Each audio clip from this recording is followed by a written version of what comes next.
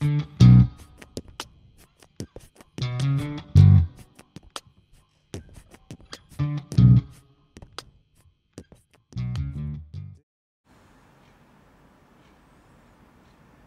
left hook. It's probably the most elusive of all the boxing punches. All the pros I know absolutely love it. A lot of famous pro fighters, big fans of the left hook. I'm going to talk about the hands and the feet in different parts. And right now we're going to look at the options for the horizontal fist and the vertical fist. Now the horizontal is more what fighters will do. It's a more correct technique, which as you probably know, technique has a time and a place. A vertical fist is more of a wild street fighting kind of thing. Guys will throw punches like that when they haven't been trained. But it is also excellent for getting a little bit more reach. The vertical fist is going to give you a wider hook, and the horizontal fist is going to give you a tighter hook. It's more of a bicep movement, and the vertical is more of a chest extension. For the tight hook, the power is primarily generated from the core. Your fist is close to the core.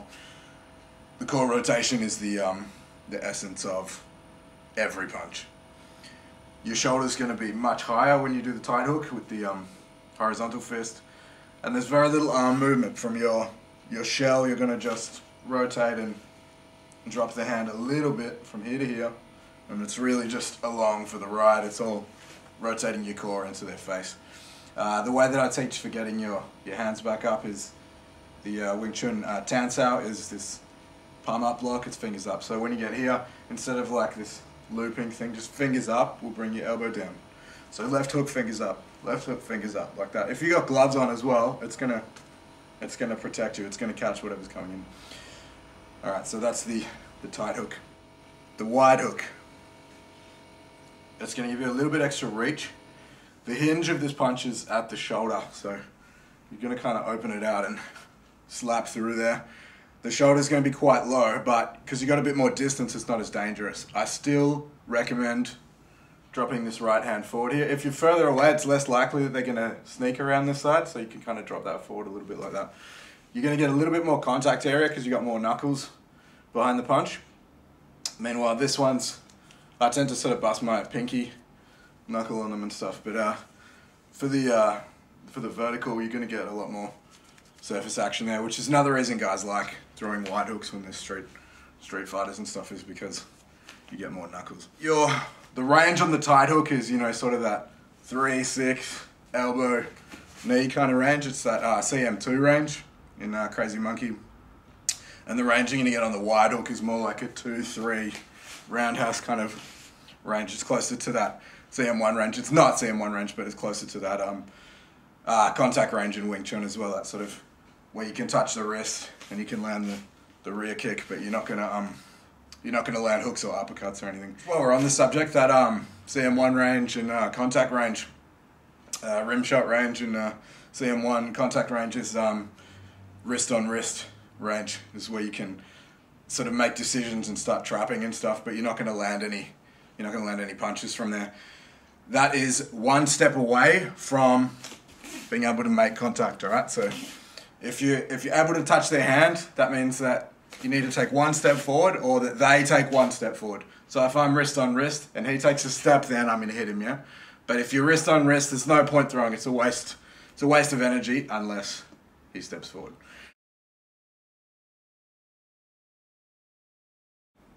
So as I said before, the right hand can be coming forward if you're throwing a wider hook.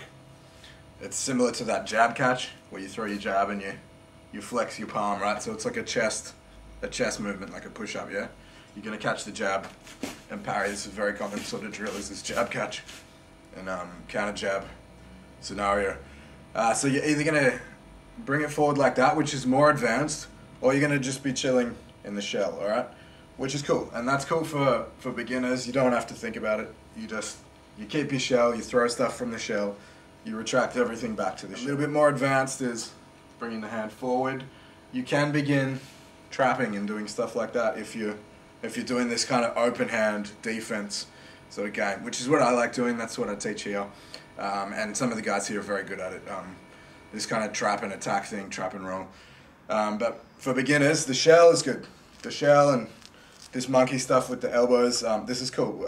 We call it living on the edge of your elbows. So you're always kind of just parrying with the elbows, parrying, opening stuff up with the edge of your elbows, right? You obviously get that much extra range from this open palm game, but you're opening your head up. So the same thing I was saying before about contact range and rim shot range, knowing how far away the other guy is going to make all the difference. If you're at wrist on wrist range, he can't hit you, so you can't hit him either.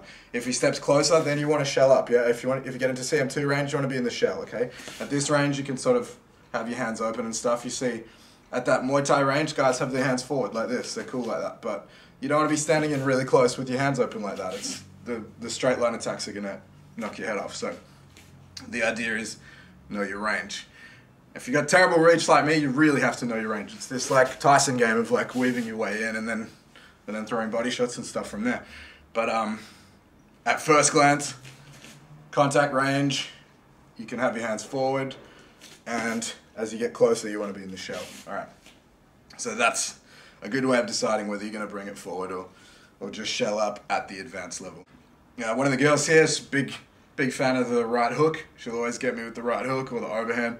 So I'm always kind of sitting on protecting her right bicep. I'm kind of always, trying to jam her at the bicep to close the line of that, and then I'll move into the clinch from there, kind of thing.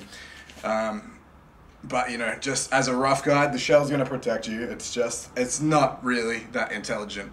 And like eating a bunch of hooks in here is still giving you brain damage. Yeah, like you don't want to be taking damage and like being tough if you don't have to, because like it's cool like for now while you're in the ring with like your friend and you're trying to outsmart him and that, but 20 years of this stuff, it's going to affect you. And this is one of those things you're not supposed to talk about, but who are we kidding here? Like, you need to have an intelligent way of defending yourself, And boxing's one of the best ones because it's very easy. Like, any young girl can be in a lift with some creep and crack him, and it's going to slow down his like you know what I'm saying, it's going to slow down his plan. So boxing is very effective. The shell is very easy. It's a no-brainer, but it's a no-brainer. If this trapping and moving forward and redirecting and moving off to the side is more difficult. However, it is more intelligent because you're not taking as much damage. Sitting in the shell and just like taking damage is not the most intelligent thing you could be doing.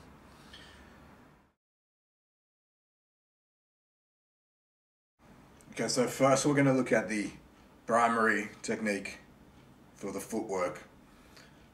So you're in a boxing stance, which means you'll have your back foot up. Back foot should be up. I'm going to pivot on my left foot and plant my weight onto the right foot. We're switching between which leg has the weight on it and which foot you're pivoting on, okay? So as I throw the left hook, I'm pivoting on the left foot and slamming the heel on the right foot. So it's a pivot and slam, pivot and slam, pivot and slam, pivot and slam. And it's the same for the right hook. You're going to pivot on the right foot and your weight's going to go onto the left foot for the right hook. One of the drills that we do for beginners is just switching the pivots, switching the pivots, switching the pivots, all right? The slamming of the heel makes it easy to pivot quickly. Slam, slam, slam, slam, slam. So that is the primary footwork for the left hook. Once you get putting the weight on one leg and transferring your weight from one leg to the other, the rest of the options will kind of open up for you. So I recommend spending a bit of time on this slam and pivot, switch the pivot movement, and then you can start trying some of the variations, all right? So level 2 of the left hook is plant and pivot. We're going to plant the left foot, sink a little bit there. This can be like your slip in. So if you're doing this slip in stuff to the left on the way in, you should usually have your right hand up.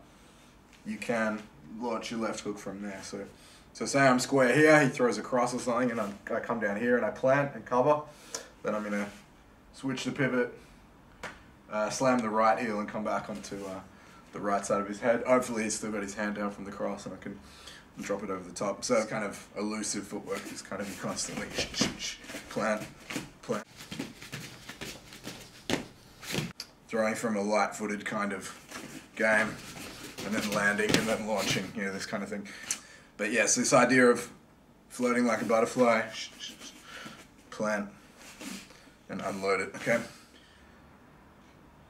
Part 1.